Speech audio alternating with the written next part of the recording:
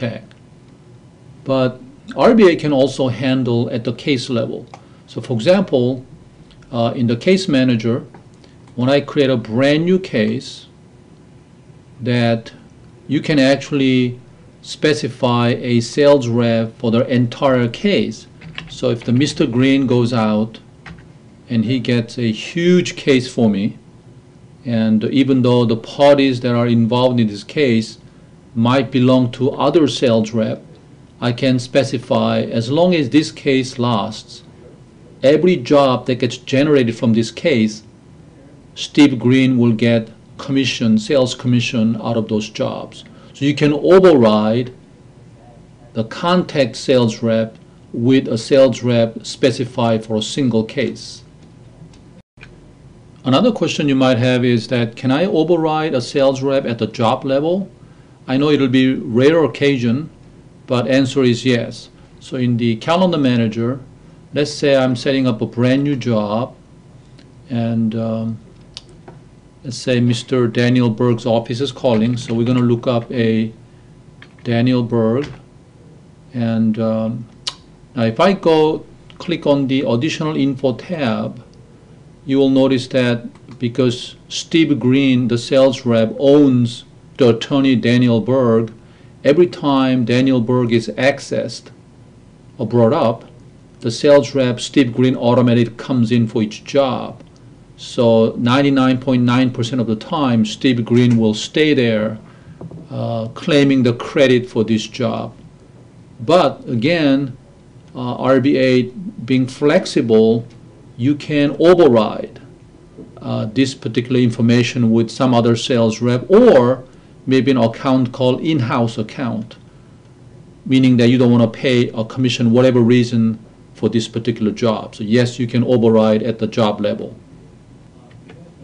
Can RBA handle multiple sales reps for one single job?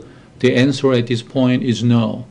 Even though, however, we might actually come up with an update in the future to handle multiple or unlimited number of sales reps for each job. But at this point, if you have more than one sales rep, most likely two, or you have a splitting between sales rep and house account, half and half, then you might create a resource called half or some other ID that involves 50% goes to the sales rep and 50% comes to the house.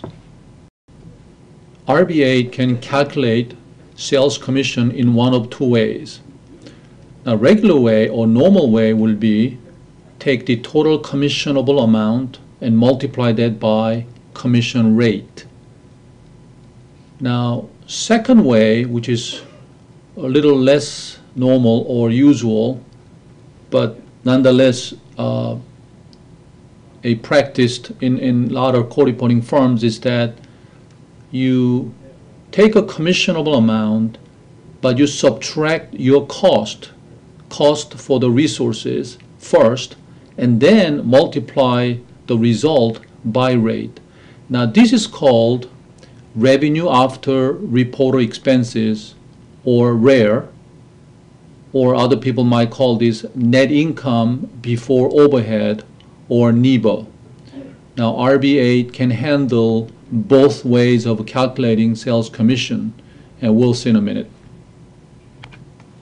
To generate sales commission report, go to Payables, Sales Commission Report, and in the search criteria pane, select a date from to. Now let's say I pay sales commission on a monthly basis, once a month, and cut all the checks for sales reps. So let's say I want to go back to the months just got finished, January.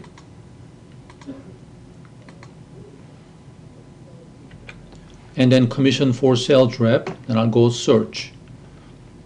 And this will pull up each sales rep and all their totals. So if I go to next page, there's my Steve Green, my sales rep, and each client law firm will come up first, and then it'll be broken down each attorney and all the invoices that each attorney generated.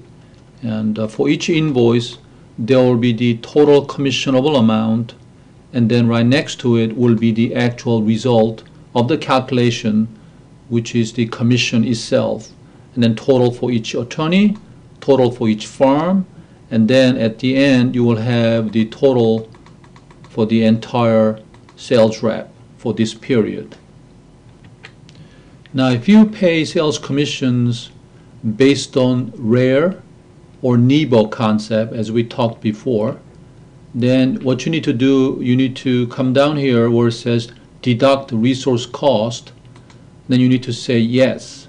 Now, this is where we are deducting the cost before we multiply the commissionable amount with the rate.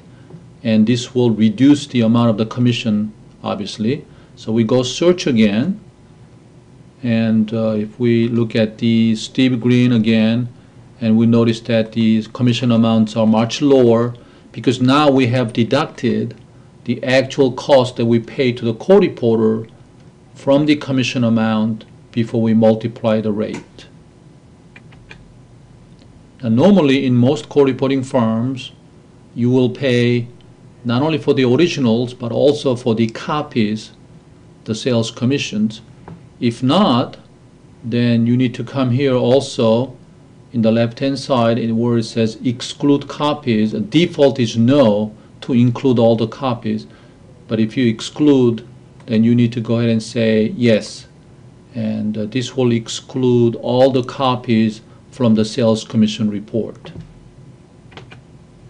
Now, if you also have co-reporters who bring in clients and you pay sales commissions to, then you need to switch the commission for drop down to client of and then do a search, and this will bring up your co-reporters.